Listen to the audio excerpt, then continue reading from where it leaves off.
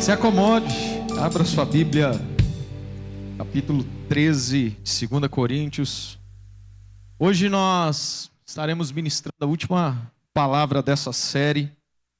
Esses últimos meses nós tivemos a oportunidade de compartilhar aqui esses 13 capítulos da carta de Paulo aos Coríntios, essa segunda carta.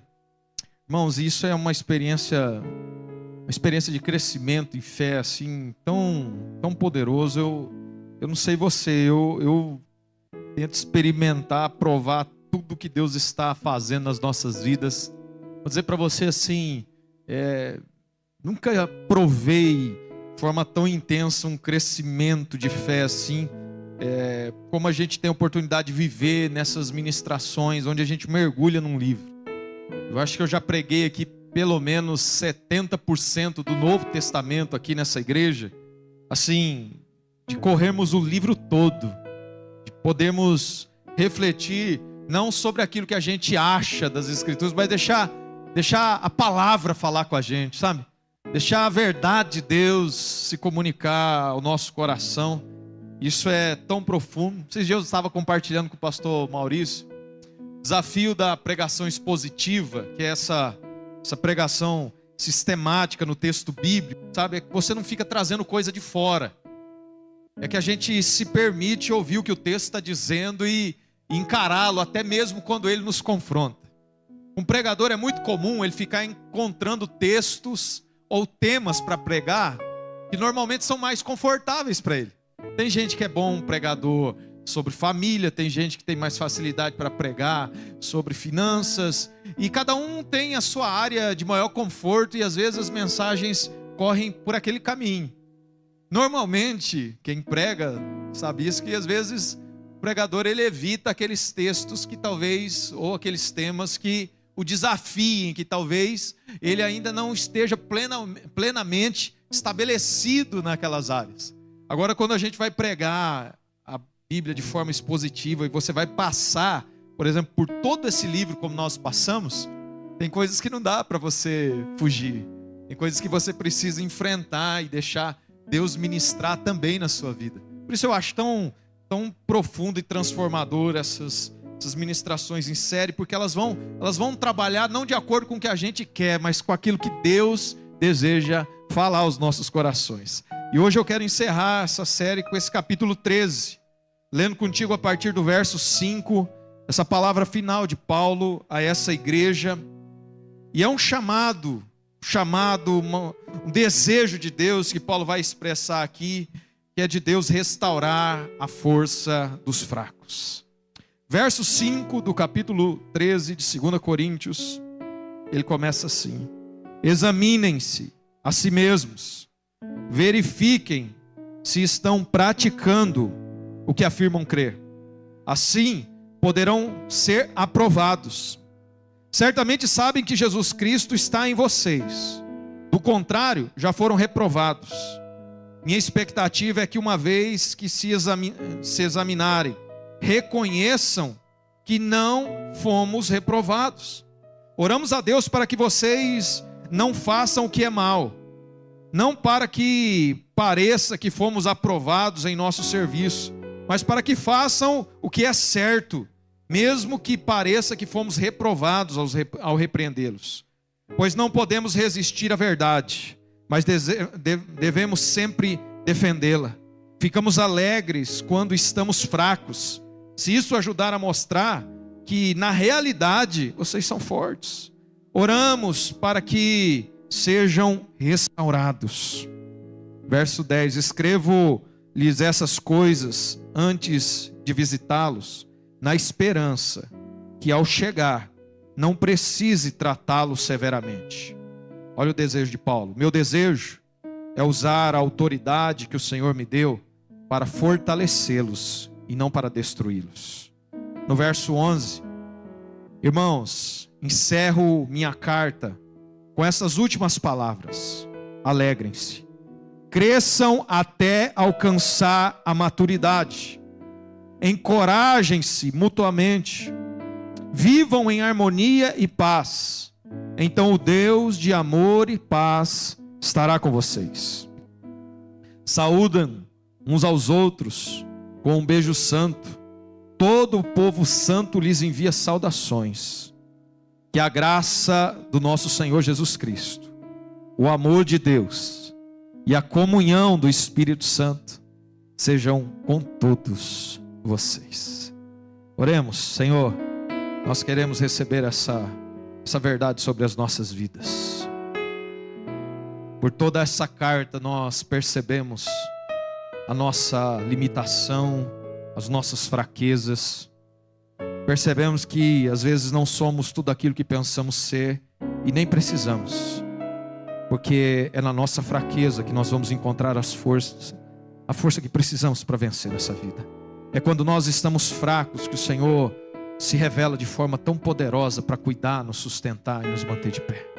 Senhor, a nossa oração nessa noite é para que a Tua palavra venha sobre nós e que possamos ser fortalecidos em todo tempo pela Tua graça. Espírito Santo, eu creio, o desejo do Senhor é que ninguém fracasse, que ninguém fique pelo caminho, mas que todos possam ser restaurados verdadeiramente pelo poder do Senhor.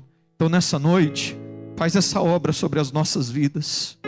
Não deixe ninguém caído que aqui chegou, ó Deus, sair da mesma forma. Espírito Santo, estenda a Tua mão de misericórdia e ajuda os Teus filhos hoje a ressignificarem as suas vidas diante do Senhor.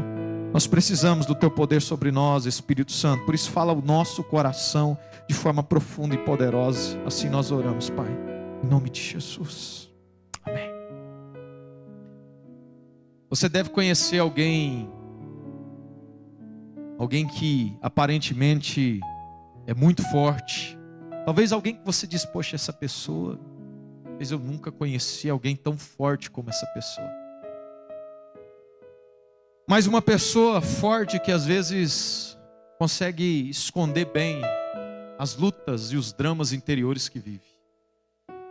Às vezes a gente fica surpreendido com exemplos de pessoas tão fortes que expressam a sua fraqueza, e isso às vezes nos choca, porque a gente não acredita que uma pessoa que aparentemente sempre demonstrou tanta força pudesse ser tão vulnerável. A gente tem visto isso acontecer muito com, por exemplo, atletas de alto rendimento. A gente tem visto nesses últimos tempos atletas de ponta, os melhores no mundo, às vezes os melhores da história na sua modalidade.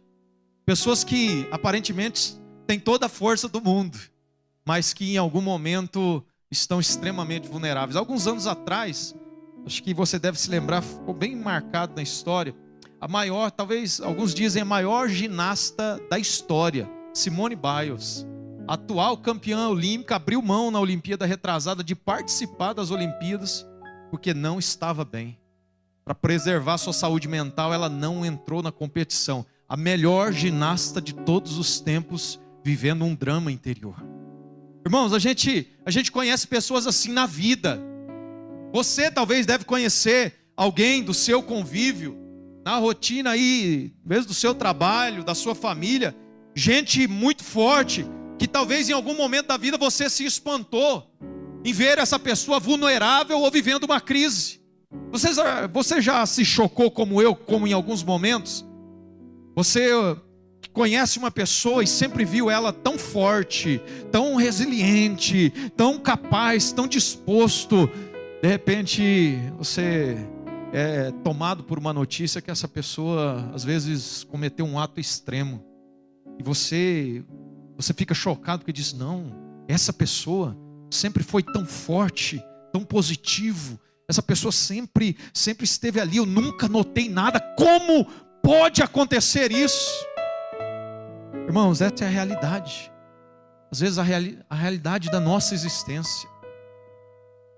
Eu estou falando para pessoas aqui que às vezes precisam manter a força no que fazem, precisam manter a força na família, precisam manter a força na igreja, precisam manter a força para a sociedade, mas por dentro estão quebrados, vivendo crises. Gente que às vezes está vivendo dramas interiores, mas aparentando que vai tudo bem, porque às vezes é essa realidade que todos nós enfrentamos em algum momento da vida. vivemos para sermos fortes. Às vezes somos programados nessa sociedade para não demonstrar fraqueza. Olha, você precisa ser firme no seu trabalho. Olha, você precisa ser firme na sua família. Olha, você precisa ser firme no seu casamento. Você precisa ser firme na tua vida espiritual dentro da igreja. Mas o fato é que a gente não consegue ser forte o tempo inteiro. E nem é essa a vocação de Deus para nós. Às vezes nós estamos tentando manter algo que não é mais uma realidade dentro de nós. E eu vou dizer para você, eu encontro muitas pessoas da nossa geração. Gente que às vezes vive o colapso interior, a crise interior, as dificuldades, os dilemas emocionais, espirituais no seu interior, justamente por quererem ou por se sentirem obrigados a serem fortes o tempo todo. Nós nunca queremos nos apresentar como vulneráveis ou fracos, porque essa sociedade, ela condena os fracos.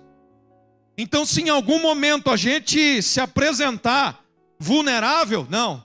O que os meus funcionários vão pensar, o que os meus filhos vão pensar, o que as pessoas na igreja vão dizer, numa sociedade que prega a aparência, mesmo que isso te custe tudo que existe dentro de você, não, é melhor você manter as aparências do que mostrar o que você está passando.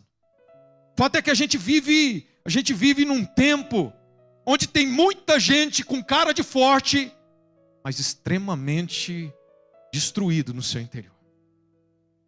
E essa ditadura da força, às vezes nos arrasta para um caminho de morte, que às vezes a gente, por não se permitir ser sustentado pela graça e pelo cuidado de Deus, irmãos, a gente deixa a coisa passando, até que seja tarde demais. Eu vi muita gente que estava quebrado espiritualmente, mas continuava querendo manter a aparência. Não, estou crente, estou fiel, estou em compromisso, estou em santidade, e nunca rendeu o coração para a real condição em que estava, até o tempo que a pessoa se perde, se afasta, se distancia, se amargura a um ponto de não conseguir levantar mais. Irmãos, nós vamos precisar confrontar esse panorama dessa geração que prefere que as pessoas mostrem força, mesmo estando destruídas por dentro. Não é essa a proposta do Evangelho, irmãos. O desejo de Deus é que a gente verdadeiramente encontre força, mas não nas aparências. Por isso hoje eu quero trazer essa palavra ao seu coração, para você entender que o nosso Deus é Deus que restaura a força dos fracos. Mas só aqueles que entenderam e reconheceram as suas fraquezas. Deus não é capaz de curar o que não aceita a doença. Deus não é capaz de colocar de pé quem não aceita que caiu. Deus só vai poder ser força para quem teve a ousadia e o destemor de dizer: Deus, eu estou fraco. Se a gente compreender que é melhor a gente viver na dependência do que aparência, aí sim, irmãos, nós vamos viver a verdade do Evangelho. Nós não podemos, como povo de Deus, desejar viver uma aparência e não uma dependência. O Senhor é aquele que vai sustentar os fracos. Você pode ter certeza no seu coração que, se essa sociedade talvez está disposta a excluir, a desistir de você por causa da sua fraqueza, Deus está disposto a te acolher, te restaurar por causa da sua fraqueza. Se às vezes você está com medo de demonstrar a fraqueza e o seu casamento acabar, você ser mandado embora, os seus colaboradores se levantarem contra você, profissionalmente você perder alguma posição, vou dizer uma coisa para você: se a sociedade te cobre e você tem medo de enfrentar o que de fato está dentro de você, Deus justamente nos acolhe e nos fortalece diante dessa realidade. Se os fracos são descartáveis nessa sociedade, irmãos, para Deus são justamente essas pessoas que Deus sustenta, levanta, mantém de pé. Foi isso que a gente viu por toda a carta que Paulo escreveu à igreja dos Coríntios. Veja o que aconteceu, e aqui Paulo está ministrando ao coração dessa igreja, uma igreja que foi plantada por ele, mas que depois de algum tempo Paulo seguiu a sua ação, as suas ações missionárias, mudou-se de Corinto, deixou alguns líderes ali, mas depois de algum tempo chegaram falsos líderes nessa igreja, e a igreja foi com o tempo se perdendo com esses falsos ensinos, caindo no pecado. Paulo testifica aqui de vários problemas que começaram a acontecer na igreja de Corinto, que era uma igreja que viveu sérios problemas. Na segunda visita que Paulo fez a essa igreja, ele foi extremamente duro para corrigir esses problemas. Em vez de se arrependerem, eles se levantaram contra o apóstolo Paulo.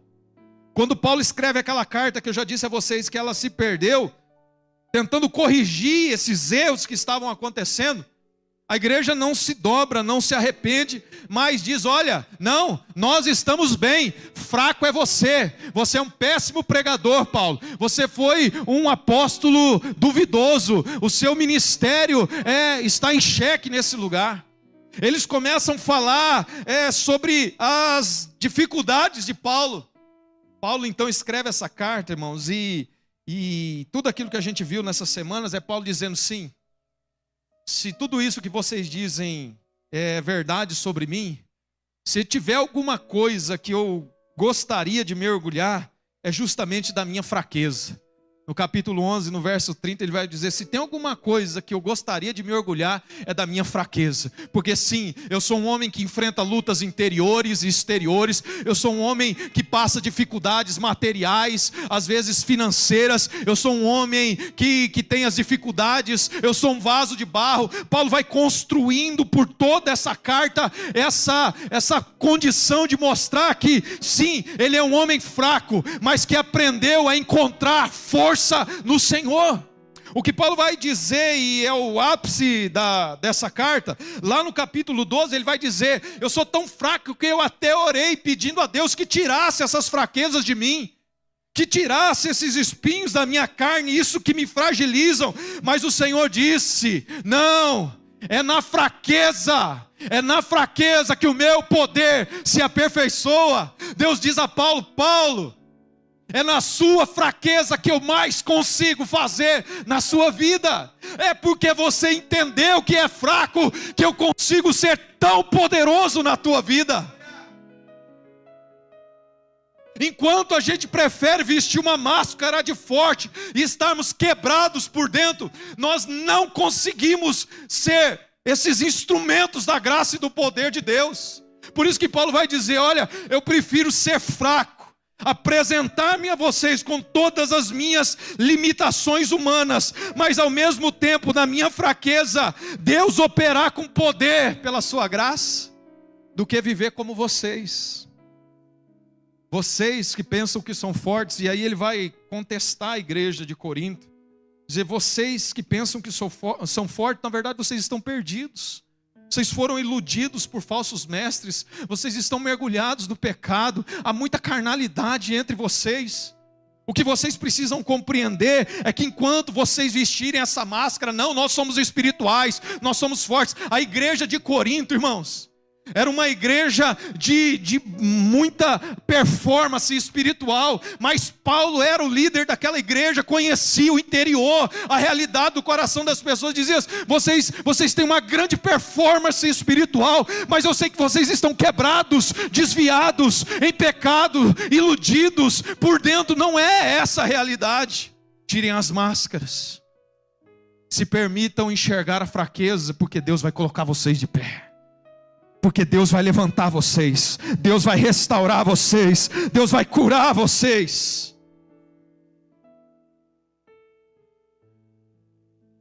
A grande obra de Deus acontece na vida dos fracos, irmãos. A grande obra de Deus começa no nosso coração a partir do reconhecimento da nossa condição. Enquanto a gente fizer de conta para manter talvez aquilo que as pessoas querem enxergar de nós, ou que elas precisam ver em nós, enquanto a gente não assume verdadeiramente a condição da nossa vida, ou do momento em que nós estamos, a gente não pode ser levantado por Deus. É isso que eu quero que você compreenda nessa noite, que a restauração é para os fracos. Para quem conseguiu enxergar as áreas de dor, de luto, de dilema, de dificuldade que passa na vida, irmãos. Quem tem coragem de olhar para os seus espinhos da carne e dizer: Senhor, me ajuda. Essas pessoas que conseguiram enxergar isso, que conseguiram colocar isso diante de Deus e levar os seus corações na dependência, essas pessoas podem ser curadas, restauradas, libertas.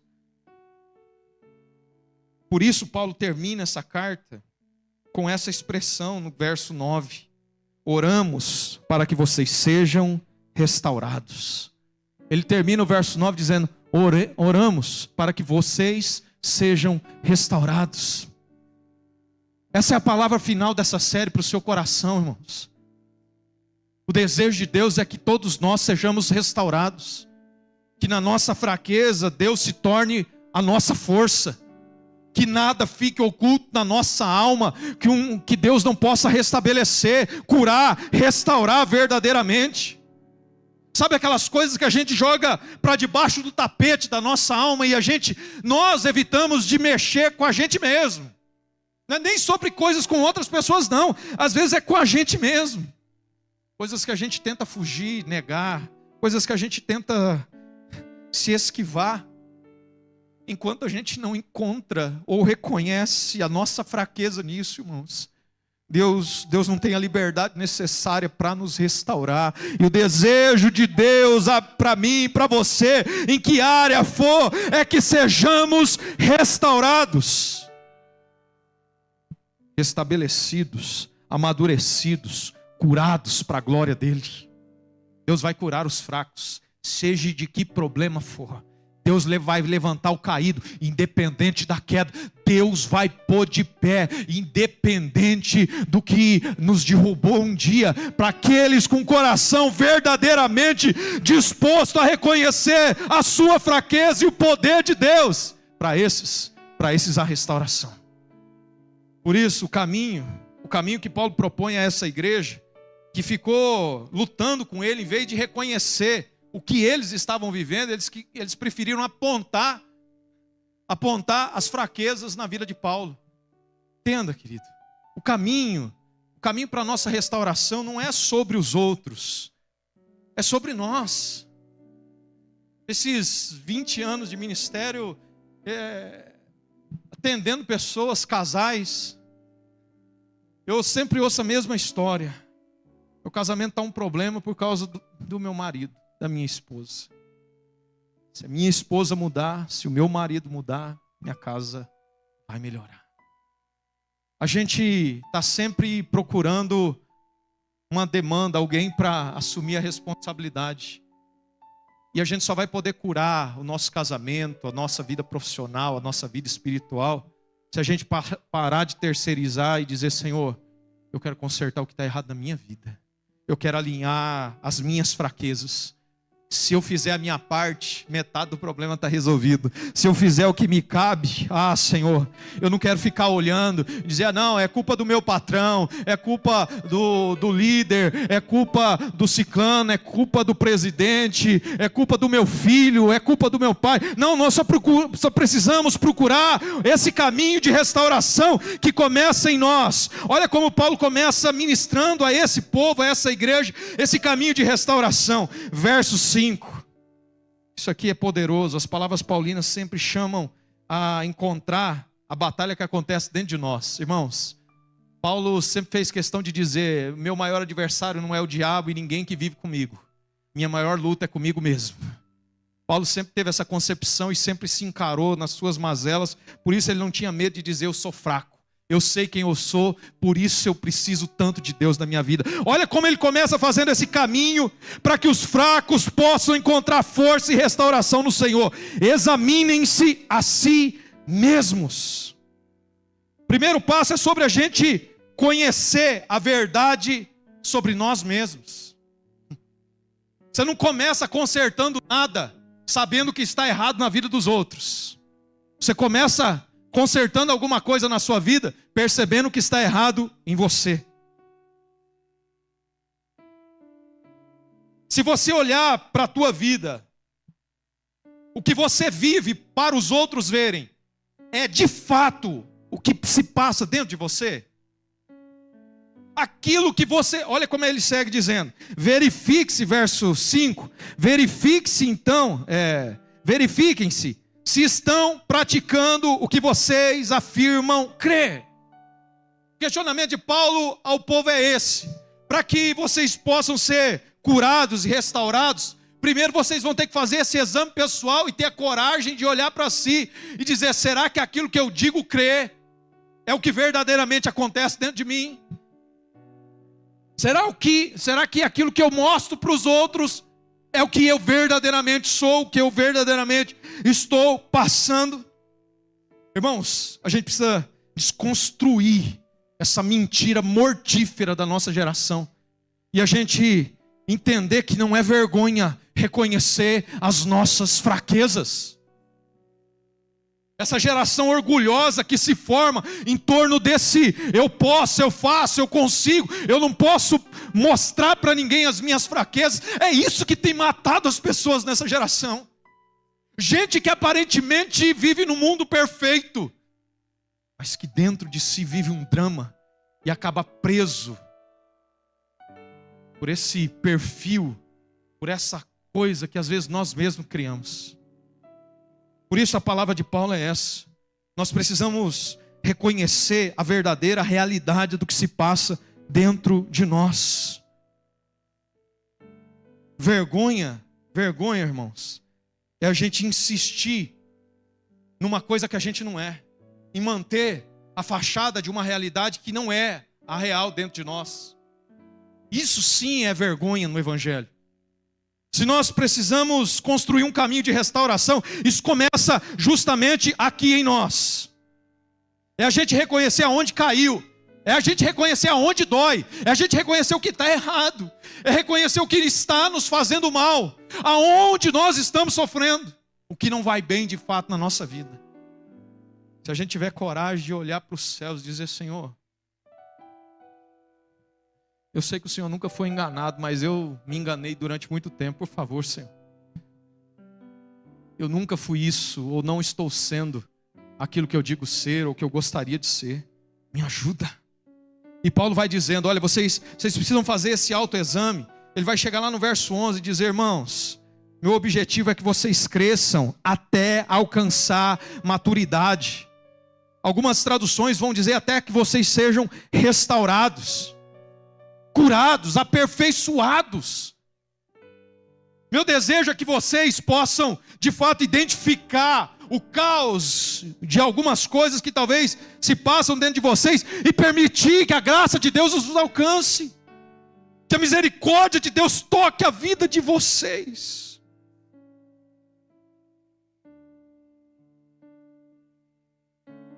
Você não precisa viver de fachada. Você não precisa viver se mostrando forte, estando quebrado por dentro.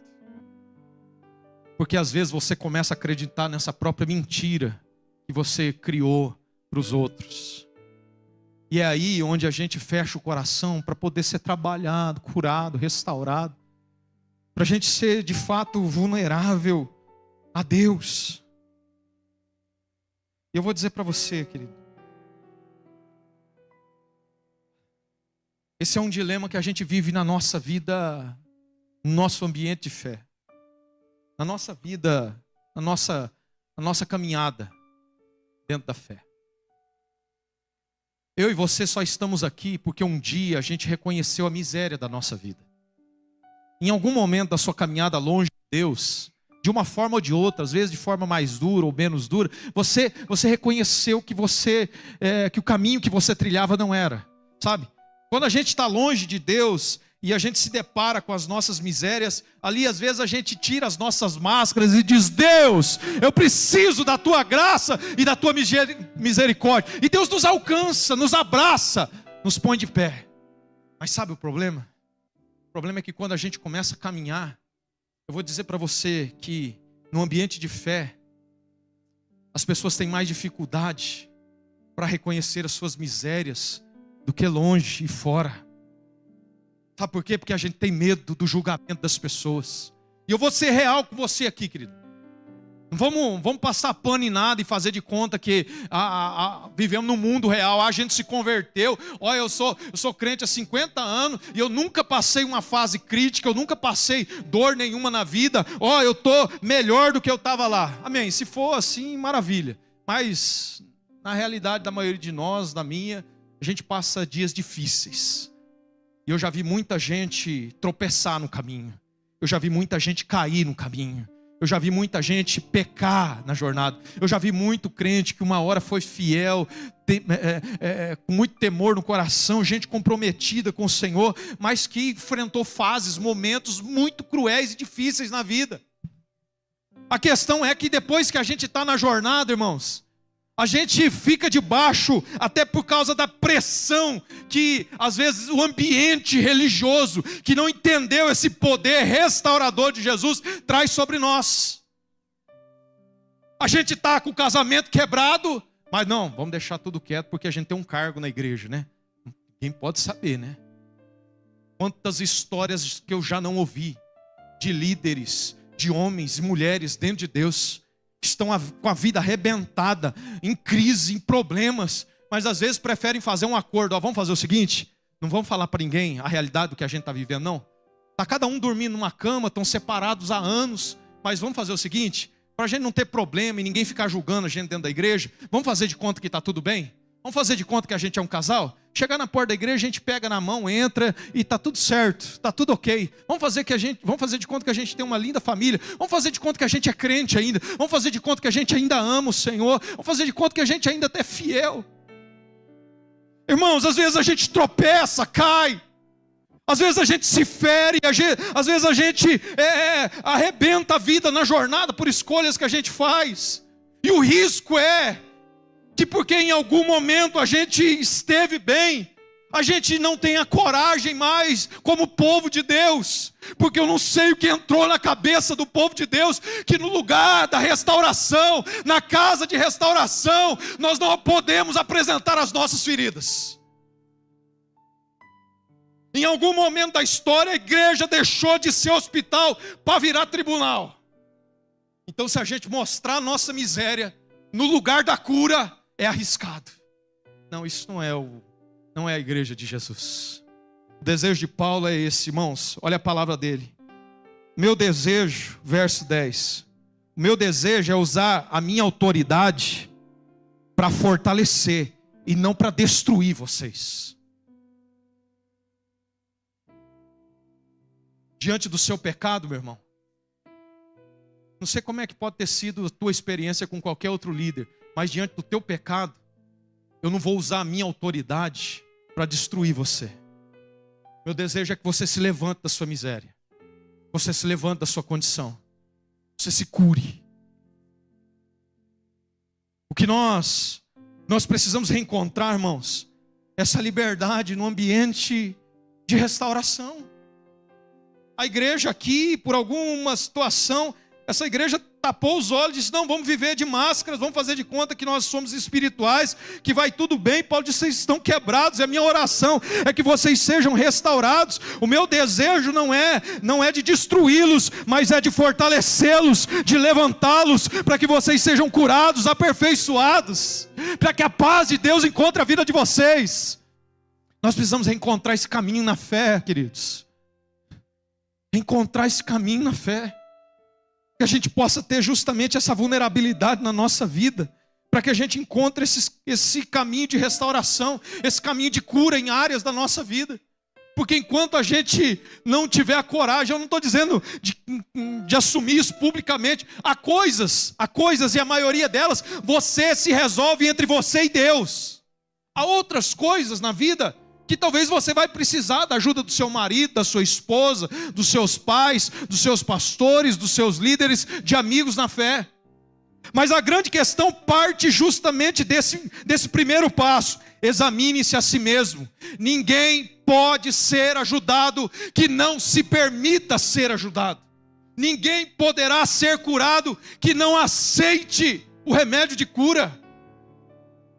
Às vezes a gente cria essa barreira justamente no ambiente de fé, povo de Deus. Eu vejo que é mais fácil na jornada, na vida, de forma geral, as pessoas abrirem o coração longe da igreja nas suas misérias do que o povo de Deus no ambiente da cura. Alguma coisa, em algum momento, nós erramos como igreja. Nós precisamos restaurar isso, irmãos. Nós precisamos restabelecer isso nos nossos corações. Porque na jornada nem tudo vai ser perfeito. Tem hora que a gente vai estar quebrado por dentro. Tem hora que a gente vai estar arrebentado por dentro.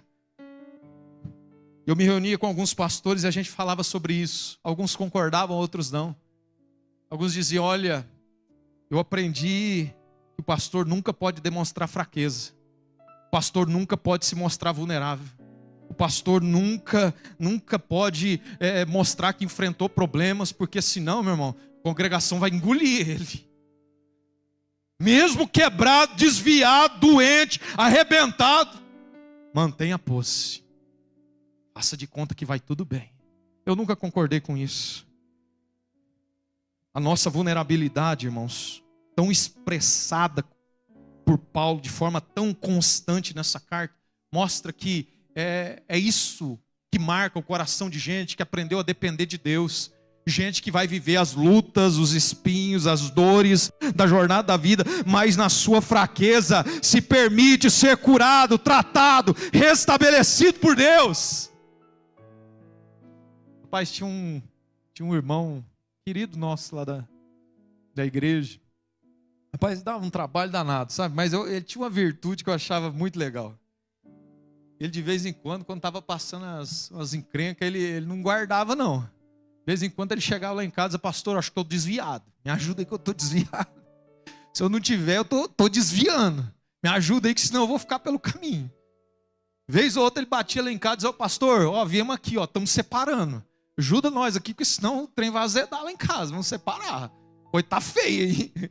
Rapaz, eu ficava chocado assim com a sinceridade de coração, porque a gente acostumou com as pessoas, sabe, escondendo o máximo o que são e o que estão vivendo verdadeiramente.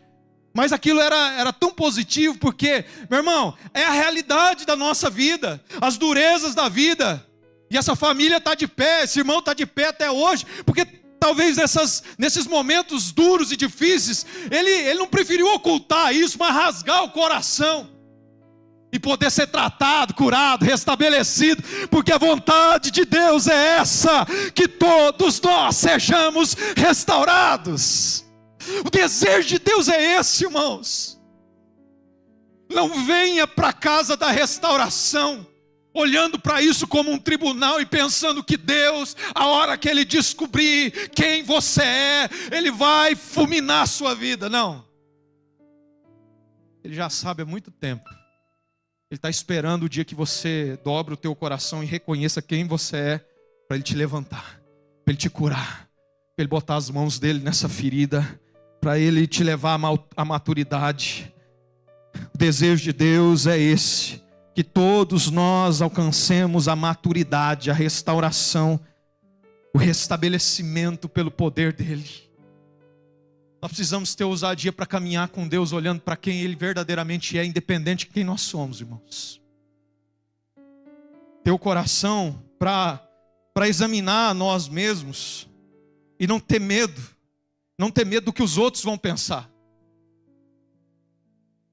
Não ter medo do juízo que os outros vão fazer sobre nós. Não ter medo, às vezes, daquilo que vão falar. Melhor que a sua casa esteja de pé. Melhor que você esteja de pé. É melhor que a sua vida seja restaurada, independente do que qualquer um que não vai fazer nada por você possa dizer sobre você.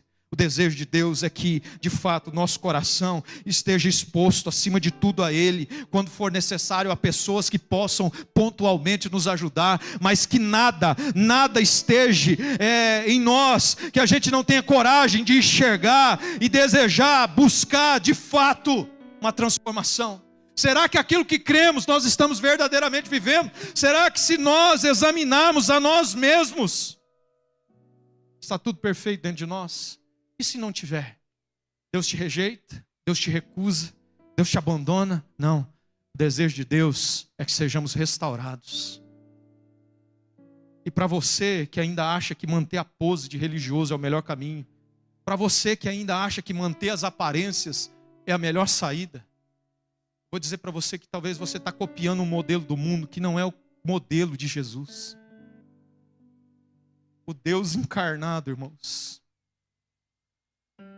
aceitou ser visto de uma forma tão vulnerável naquela cruz. Despido de qualquer pretensão do que os outros iam dizer. Zombavam dele naquela cruz. Seu fraco! Você não disse que faria tantas coisas. Jesus seminu, açoitado, pregado naquela cruz, como um ser vulnerável, sem valor algum, julgado por multidões que riam e zombavam dele. Você acha que Jesus se preocupou em manter o perfil de grande líder? Você acha que Jesus preferiu botar uma máscara e não expressar a sua fraqueza? Porque ali, irmãos, naquela maior expressão de fraqueza, ele estava mostrando a verdadeira força que salvaria a humanidade. É isso que a gente precisa entender.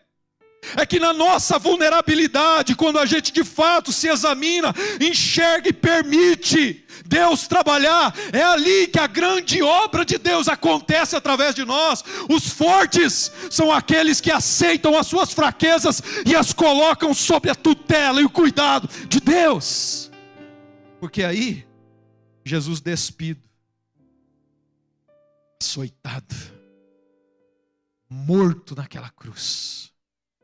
Na sua fraqueza, ele teve coragem de entregar toda a sua fragilidade no que se tange a sua humanidade nas mãos de Deus. Sabe o que Deus fez? O ressuscitou ao terceiro dia. O colocou à sua direita e o honrou por tudo que ele fez. Porque essa é a dinâmica da nossa vida, irmãos. Gente que entende as suas misérias, as suas fraquezas. Gente que tem coragem de chegar diante de Deus e dizer: Senhor, eu não quero ser essa farsa mais. Eu não quero ser essa mentira mais. Eu não quero que minha casa continue desse jeito. Gente que tem coragem de se examinar e diante de Deus reconhecer o que está vivendo e passando, dizer: Deus, me ajuda. E é isso. Aqueles que estão dispostos a tornar-se vulneráveis diante de Deus, esses serão levantados como Jesus. Esses serão restabelecidos como Jesus. Esses serão curados, restaurados para a glória de Deus. Eu nunca vi alguém que não aceitou se despir como Cristo e se tornar tão vulnerável que tenha sido restaurado, irmãos. É sobre a gente permitir Deus acessar, às vezes, as áreas mais sombrias da nossa vida, os quartos mais escuros da nossa existência, os cantos mais remotos do nosso coração, que a gente diz: não, está tudo bem. Eu te desafio hoje a viver como Jesus, irmãos, despido diante de Deus, para que você possa ser restaurado em tudo na sua vida, tratado, curado, ao ponto que você possa encontrar a maturidade verdadeira, permitir que a graça de Deus te transforme, te console, te restabeleça. E eu quero que você saiba que isso seja a rotina do nosso coração como igreja. Nós aqui queremos ser instrumentos para restauração na sua vida. Como igreja a gente quer partilhar das suas dores, não para te julgar, para te apontar, para te acusar.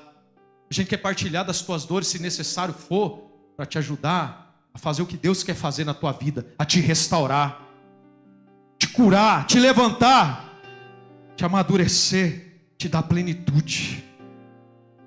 Você pode se colocar de pé, por favor?